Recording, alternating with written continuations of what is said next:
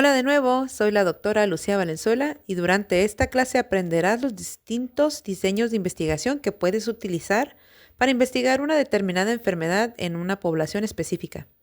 Te mostraré los diseños de tipo observacional, los diseños de investigación de tipo experimental y también veremos los diseños de investigación documental. Además, comprenderemos la utilidad de los estudios descriptivos, como son los reportes de casos. Tanto en el área de la salud como en otras áreas, existen diferentes maneras de investigar los fenómenos que ocurren en una población, así como de comprobar hipótesis. Como regla general, se debe seguir el método científico y escoger el diseño metodológico que mejor se adapte al problema de salud que se desea investigar. Después de escoger el diseño más adecuado, debes de escribir un protocolo de investigación, ya que esto te permitirá planificar desde el método de muestreo hasta el análisis y presentación de los datos, con el fin de compartir los resultados de la investigación con el resto de los profesionales del área de la salud. Aquí te muestro algunos de los diseños metodológicos más comunes. La primera pregunta que debemos de plantearnos es si tú como investigador modificas o no las variables de investigación, es decir, si tú decides exponer a un grupo de personas a cierto factor para ver si hay algún cambio en su salud. Si la respuesta es afirmativa, se trata de una investigación de tipo experimental. Existen muchos tipos de investigación experimental, pero la regla es la misma.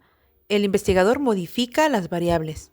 Entre los más conocidos son los experimentos que se hacen en un laboratorio, por ejemplo, para generar un medicamento. También existen las investigaciones in vitro, las cuales se hacen con células, que pueden ser desde células animales, pueden ser células humanas, bacterias, hongos, virus, entre otras. Y se evalúa la respuesta de estas células a cierto factor, por ejemplo, el estrés. Los experimentos in vivo se hacen con animales, generalmente ratones de laboratorio, ya que por su corta esperanza de vida, se utilizan como modelos de enfermedades metabólicas, degenerativas, infecciosas o incluso como modelos de cáncer. Los ensayos clínicos se hacen en personas o pacientes y una vez más la regla es la misma. Se evalúa la respuesta del paciente ante la exposición a cierto factor, por ejemplo, un medicamento, una terapia o un hábito. Por otro lado, si tú como investigador no modificas las variables y solo observas si las personas están o no expuestas a cierto factor, pero por decisión propia, se trata de una investigación de tipo observacional. Existen diferentes maneras de hacer una investigación observacional. Por ejemplo, lo más sencillo es hacer un estudio de prevalencia o de encuesta, y como su nombre lo dice, por medio de una encuesta se le pregunta a las personas si están expuestas o no a cierto factor y se mide cómo influye este factor a su salud. O puedes hacer un estudio de corte, el cual consiste en seleccionar a un grupo de personas que no tengan la enfermedad de interés. Luego se divide en dos grupos.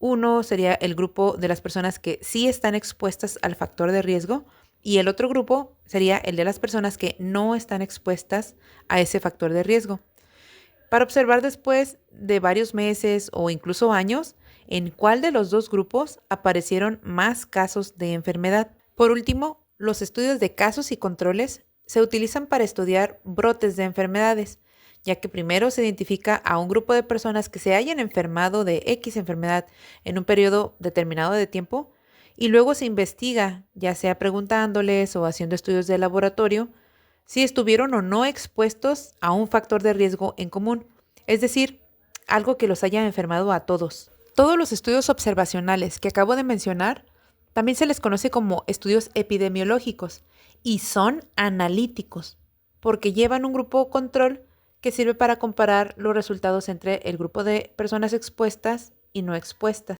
Además de las investigaciones experimentales y observacionales, existen un tercer grupo que se le conoce como investigaciones documentales, las cuales tienen la característica de ser análisis de artículos científicos, ya sea una revisión documental o también conocida como review, el cual es un resumen detallado de algún tema de salud, o una revisión sistemática, en el cual, además del resumen detallado, incluye un diagrama y una metodología más estructurada, o incluso un metaanálisis, en el cual se hace un análisis estadístico de la información que encontraste. La regla es la misma, se analizan artículos científicos en lugar de pacientes. También existen otros tipos de estudios que son más sencillos de hacer, pero también tienen menor calidad y mayor sesgo. Se llaman estudios descriptivos. Por ejemplo, los reportes de casos o los reportes de series de casos, en donde el investigador presenta la historia clínica de su paciente o de varios pacientes desde el momento en que llegaron a la primera visita hasta el desenlace, ya sea que se haya curado o que el desenlace no haya sido favorable. En conclusión, existen diferentes métodos para investigar un problema de salud que afecte a una población.